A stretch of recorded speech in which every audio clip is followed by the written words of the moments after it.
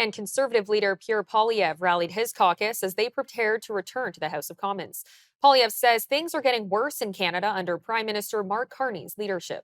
The Liberals made a lot of really wonderful promises. And we wanted them, the good promises, the ones we agreed with, to succeed. And that's why we collaborated in the spring session to help get things done that we wanted. And even though they were often too small and too late, we wanted to be a helpful part of the solution. And we want for the country to succeed. And that's why we need to take a very careful look at Mr. Carney's many promises and compare them to the results. Do the words match the deeds? Let's go through them one by one. First, he promised the fastest growing economy in the G7. He's delivered the fastest shrinking economy in the G7, with the second highest unemployment, the worst household debt, and the worst housing prices. That's not what Canadians voted for.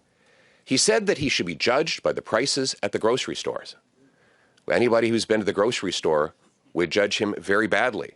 In fact, not only have food prices not come down, they are rising faster today than when he took office 6 months ago. He promised to build, baby, build. And ever since, it has been block, baby, block. As Parliament returns to the House of Commons today, all eyes are on the federal government's top priorities for the new session. From housing to affordability, the Liberals are expected to push key legislation while facing mounting pressure from the official opposition on spending and accountability. Our contributor, David Clement, joined us to discuss the government's top priorities. David, just how important will Poilievre's return to Parliament be for the Conservatives, and how will his approach need to change against Carney as opposed to Trudeau? So it's incredibly important that Pierre Poilievre is back because he is very much the Conservative brand. And there was, although Parliament was short-lived, while he was technically out of government after losing his seat in the Ottawa area, it was noticeable because part of his brand has always been question period and the tough questions and that kind of rough and tumble exchange on the floor of Parliament. And so it's incredibly important for the Conservatives to have him back. What's interesting is it will be different than the way in which he would exchange with Trudeau, primarily because Mark Carney has proven himself to be very different than the former prime minister. And the way in which I kind of see it going is Carney has demonstrated that he is more than willing to repeal Trudeau-era policies. And what will be interesting is to see if Pierre Poilievre can adjust his approach to question period, knowing that at various points, Carney has already essentially sided with the Conservatives. And so we'll see what else is next in terms of where they're pushing. But you could almost have that cat and mouse game where the Carney government and the prime minister essentially bait the Conservatives into using up a lot of political capital on a particular issue and then caving enough to give the Conservatives what they're looking for and kind of neutralizing the debate. And so that's how I would see this probably being different. And what do you see as the big issues that the Liberals and Conservatives will be going head-to-head over? So, I mean, crime's going to be a big one. Although crime in some major cities is technically down year over year, there are some incredibly horrific anecdotes the country, and the premiers are weighing in. And so that is going to be, I think, front and center.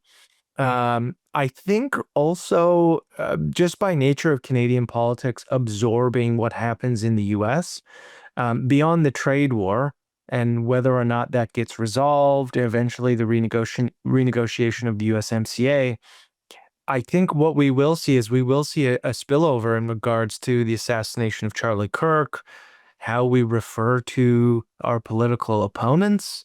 And I use an example in the last election, Adam Van Koeverden, who is a minister in Carney's government, called Pierre Poilievre an existential threat to Canadian democracy. And so I think there's going to be a conversation that needs to be had in terms of realizing that we can disagree on policy without going into the territory that the opposition is evil or represents some crisis for the country. Mhm. And so I think we're going to see part of that absorb itself into Canadian politics. And we've already seen um, conservative MPs be rather vocal in terms of their response to the assassination of Charlie Kirk. The prime minister, although delayed, ended up issuing a tweet on his death as well. And so I think we'll see that creep into what's the right tone for Canadian politics, and how we engage in debate or silence it is going to be something that's kind of an undercurrent of what is going to be going on in Ottawa. Now, we know that a budget is coming. Is there any chance that there could be serious opposition to this and that could spark another election? Very doubtful, because you'd need the Bloc and the NDP to be on board.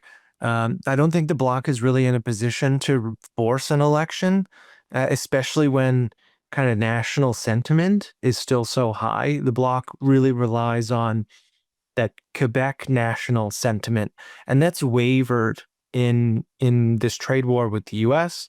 And so it's not a particularly great time for them to force anything. And then the NDP is still leaderless. They have a leadership contest coming up, but generally speaking, the NDP appear to be a party that's incredibly lost in terms of what their mission is, where they're going to go. And the last thing that they're going to do is force an election without a leader, and force an election without the opportunity to capitalize on a leadership race. Because leadership races, yes, they pick a new leader and a vision for the party, but in reality, the value of a leadership race is they invigorate party members, and more importantly, new party members. And that's going to be the key to any type of rebuild for the NDP, is making sure that they can get the absolute most out of their leadership race as humanly possible, to try and start to put the bricks back together for the house that crumbled in the last election.